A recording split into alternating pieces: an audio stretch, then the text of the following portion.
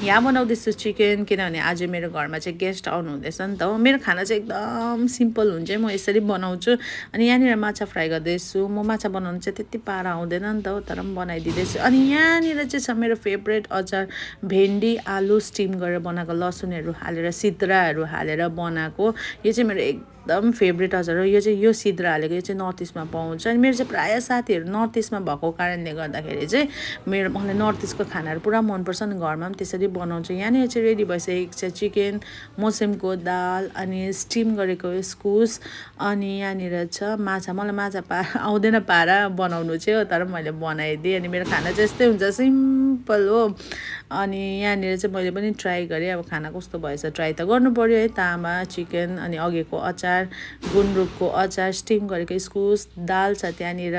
माछा चाहिँ मैले खाइनँ, तपाईँलाई थाहै छ म माछा खाँदैन भनेर है।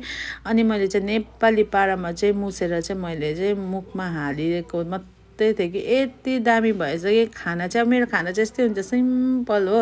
अनि खाना चाहिँ एकदम दामी भएछ। मलाई चाहिँ आफूले बनाएको खाना आफूलाई नै पुरा मिठो लाग्छ। तपाईँहरूलाई पनि कतिजनालाई त्यस्तै हुन्छ होला है। Thank you for watching, bye by.